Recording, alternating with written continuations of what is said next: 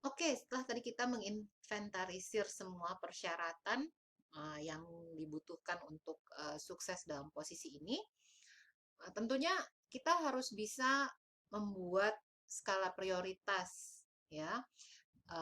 Mana yang memang harus ada, mana yang memang nice to have gitu ya, bagus kalau ada, tapi nggak berarti menjadi wajib gitu ya.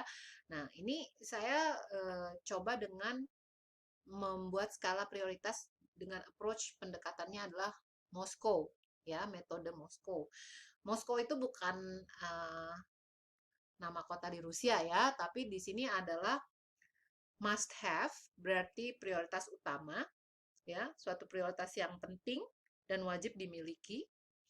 Lalu should have, yaitu prioritas kedua, penting, ya, kalau dimiliki memberikan added value, tapi tidak wajib, ya, tidak menjadi wajib. Cuman akan bagus kalau memang dimiliki. Yang ketiga, could have, atau prioritas ketiga dari sisi kepentingan, tapi sebenarnya kalaupun tidak ada, tidak terlalu pengaruh, ya, secara keseluruhan. Dan yang terakhir adalah won't have, yaitu artinya tidak menjadi prioritas pada saat ini. Dengan kata lain, ini bisa diabaikan.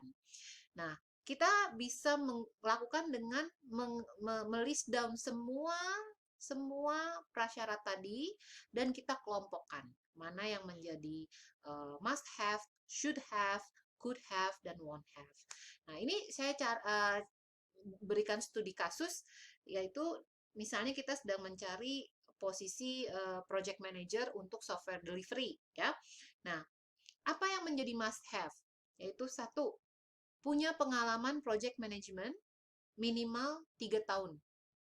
Jadi dia sudah selama 3 tahun bekerja, ya, di area yang melakukan project management, ya.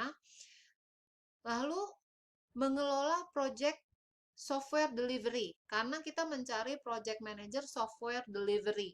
Jadi diharapkan kandidatnya adalah orang yang pernah mengelola project software delivery dengan anggaran minimal 200.000 US dollar.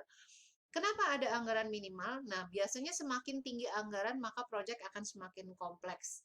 Ya, jadi kompleksitas projectnya itu bisa terlihat dari berapa besarnya anggaran, ya. Lalu yang ketiga dari must have adalah memahami prinsip-prinsip teknis software delivery. Ya, tentu saja karena projectnya adalah software delivery, ya dia harus tahu lah ya prinsip-prinsip teknisnya. Lalu apa yang menjadi should have? Yaitu bekerja dalam proyek yang melibatkan pihak ketiga, maksudnya di sini adalah supplier. Jadi dia pernah berperan sebagai middleman. Tapi kalau nggak punya pengalaman ini, ya sudah nggak apa-apa, karena ini should have, ya, tadi udah masuk yang prioritas kedua.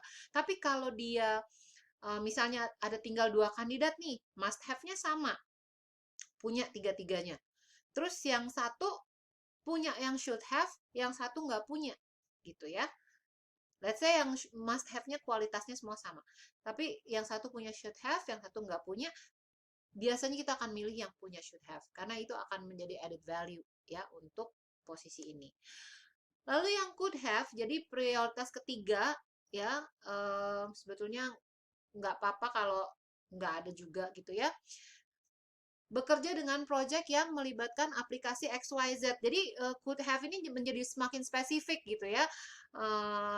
Ada aplikasi tertentu yang pernah dia pegang, tapi kalaupun nggak ada nggak apa-apa, karena dia cuma butuh prinsip-prinsip teknis. Dia bukan orang yang langsung melakukan pekerjaannya secara teknis gitu ya. Jadi hanya memanage project, tapi dia bukan orang yang jadi technician-nya gitu ya. Lalu bekerja dalam proyek yang melibatkan penyelesaian infrastruktur, ya, ini juga could have. Kalau nggak ada juga nggak apa-apa. Dan yang won't have atau tidak dibutuhkan adalah kemampuan lapangan dengan detail teknis. Yaitu karena dia sebagai project manager, dia bukan orang yang execute langsung di lapangan, tapi sifatnya lebih memantau. Ya, jadi ini adalah pendekatan Moskow yang bisa digunakan begitu kita sudah menginventarisir semua prasyarat ya yang banyak itu dan memilih mana yang memang menjadi prioritas.